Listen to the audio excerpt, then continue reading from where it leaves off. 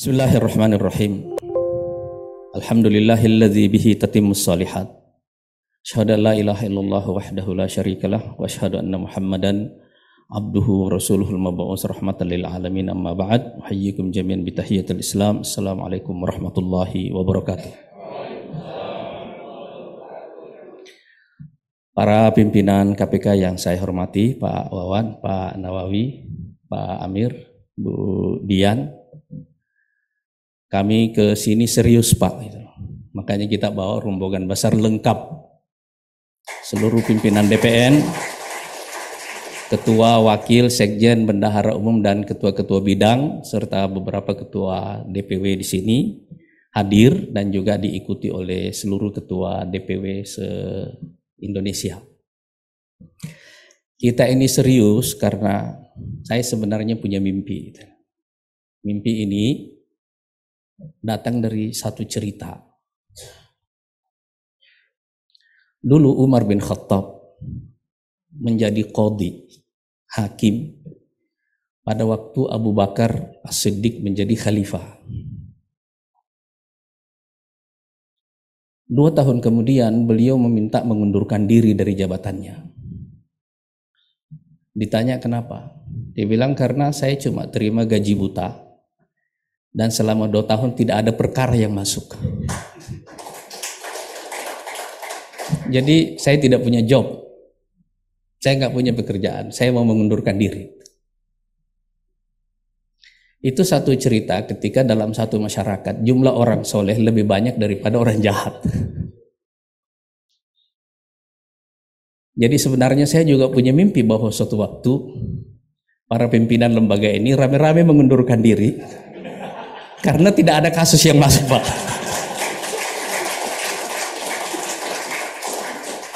Jadi itu bukan suatu prestasi bahwa kalau yang kita tangkap makin banyak. Tapi prestasinya adalah kalau tidak ada kasus yang masuk.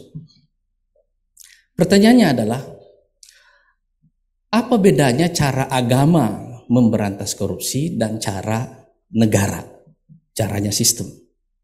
Saya dengan Pak Fahri ini sering berdebat dalam soal ini karena sebenarnya awalnya beliau mempelajari masalah hukum. Beliau ini kan backgroundnya sarjana ekonomi. Dia belajar hukum ini secara otodidak. Dulu karena pernah dipanggil KPK, Pak.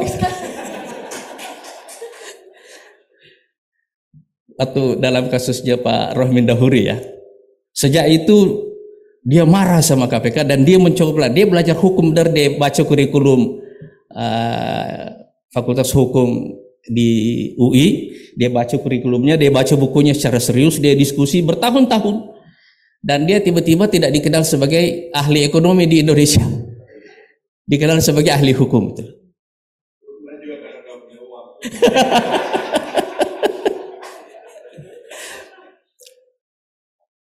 Jadi agama bedanya dengan negara itu karena agama masuk ke dalam kehidupan manusia sebagai individu, bukan sebagai kelompok pada mulanya. Dan ketika agama masuk ke dalam individu, dia melihat individu ini dalam strukturnya yang sempurna dan dalam hubungan struktur dirinya ini dengan seluruh situasi di sekelilingnya.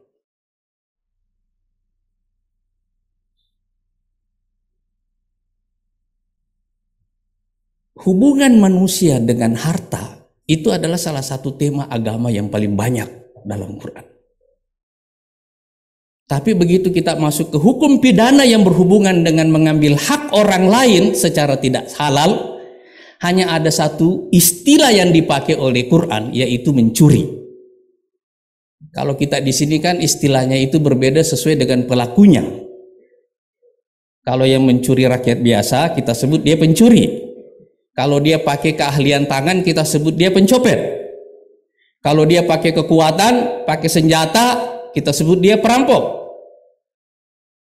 Tapi kalau dia adalah elit, pelakunya dan biasanya pasti bukan orang miskin, kita sebut dia koruptor. Tapi sebenarnya pekerjaannya sama. Mengambil hak orang lain secara tidak halal. Apakah hak itu milik individu ataupun milik publik? Kalau milik publik kita sebut itu harta negara. Tapi pada dasarnya dosanya sama. Mencuri, mencopet, merampok, korupsi sama. Ada tambah satu lagi, terima suap. Iya kan? Sama semua pekerjaan ini. Lalu pertanyaannya adalah apa yang membuat orang melakukan itu? Dalam Islam, jiwa manusia itu terhubung dengan harta secara negatif dari dua kutub. Yang pertama, sebelum memiliki, yang kedua setelah memiliki. Ini kutub negatifnya ya. Sebelum memiliki, manusia punya yang namanya keserakahan. Kalau bahasa Qur'annya at-tamak. Tamak. Dia ingin memiliki sebanyak-banyaknya. Setelah dia memiliki, dia punya sifat negatif yang lainnya. Namanya bakhil. Ini bakhil juga bahasa Quran. Bakhil artinya ingin memproteksi apa yang sudah dia miliki dan tidak mau membuatnya mengalir. Itu dua sisi negatifnya. Jadi orang mengambil hak orang lain didorong oleh karena keserakahan. Bukan karena ketidakcukupan. Kalau ketidakcukupan, makanya di dalam Islam, hukum mencuri itu cuma satu potong tangan. Tetapi Umar bin Khattab pernah tidak memberlakukan hukum ini karena pencurinya kelaparan. Jadi dia masuk dalam hukum darurat. Artinya, sebab-sebab yang membuat dia mencuri, ini adalah sebab yang bersifat survival instinct. Supaya dia bisa bertahan hidup. Bukan karena keserakahan.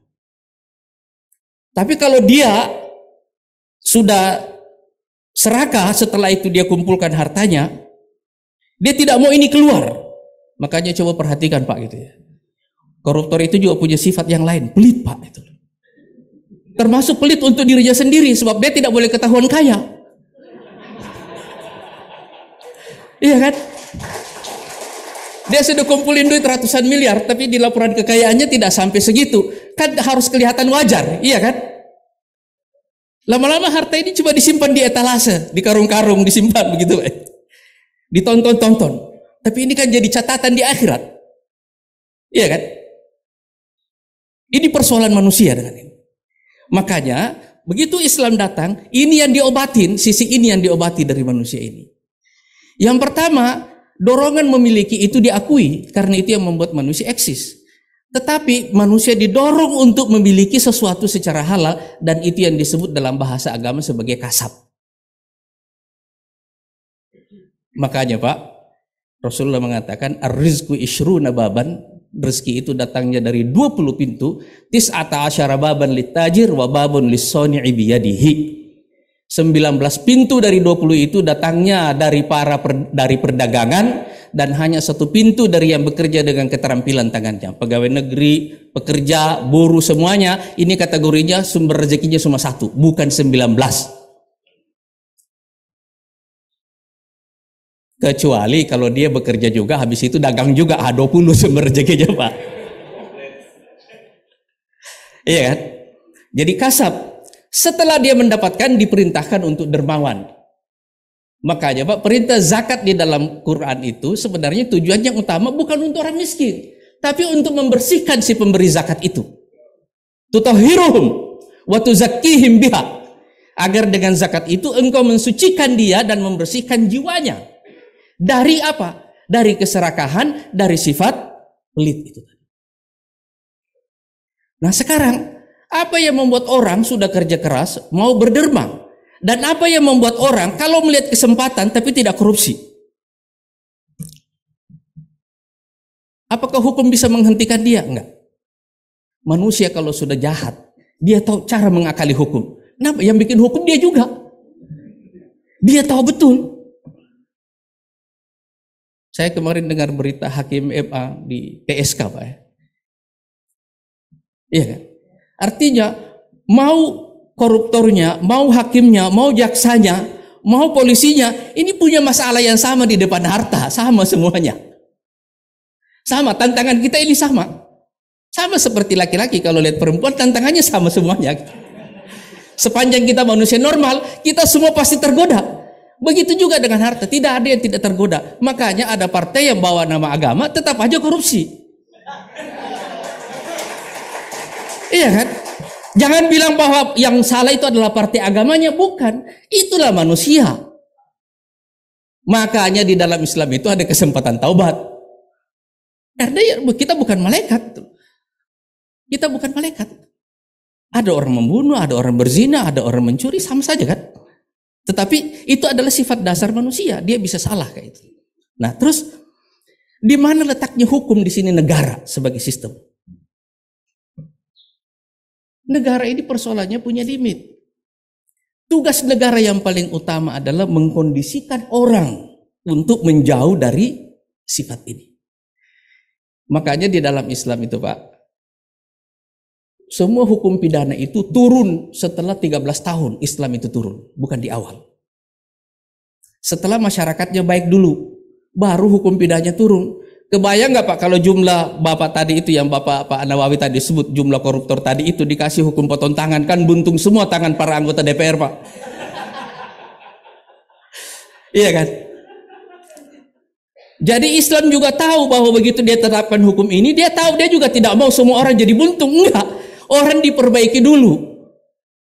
Nah, unsur memperbaikinya, instrumen untuk memperbaikinya itu adalah salah satunya keimanan kepada hari akhirat. Ketakutan kepada neraka, harapan kepada surga, dan seterusnya. Artinya pendidikan keimanan. Makanya pernah kejadian Pak di zaman Umar bin Khattab waktu beliau jadi khalifah. Ini pegawainya semuanya udah kaya raya. Dia mau tuduh korupsi, dia juga nggak ada bukti, nggak ada instrumennya, tapi sudah kaya raya. Jadi dia bikin kebijakan, seluruh pegawai saya, gubernur semuanya menyerahkan 50% dari total hartanya kepada negara. Ngamuklah orang, ada urusan apa? Oh, ini kita cari sendiri kok, itu dari gaji kita akumulasi. Kenapa tiba-tiba harus dipotong 50%? Sampai ada sahabat yang marah namanya Khalid bin Walid. Saya punya 2 sendal, 1 pasang, satu kasih negara, 1 simpan di rumahnya. Karena dia marah itu. Terus ditanya, Umar menjawab, kenapa Khalifah mengambil kebijakan itu? Kata beliau, saya hanya ingin nanti di akhirat saya masuk surga bersama kalian semuanya. Itu aja itu.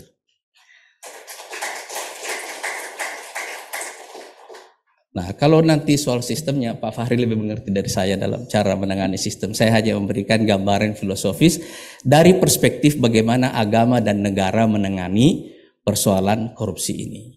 Kami di Partai Gelora menyadari betul bahwa kita harus membantu KPK dalam hal ini untuk ikut menjadi instrumen pemberantasan korupsi dengan mulai melakukan pendidikan karakter kepada masyarakat kita, membuat hidup mereka itu tampak logis, berurut, ada sistematikanya, karena dikelola oleh negara secara sistematis sejak dia ada dalam kandungan sampai dia tumbuh dan besar. Itulah sebenarnya tugas negara, sehingga nanti di ujung sana kita berharap bahwa suatu waktu orang merasa bahwa orang yang bekerja di lembaga KPK ini merasa nggak ada job, nggak ada perkara yang masuk Pak. Assalamualaikum warahmatullahi wabarakatuh.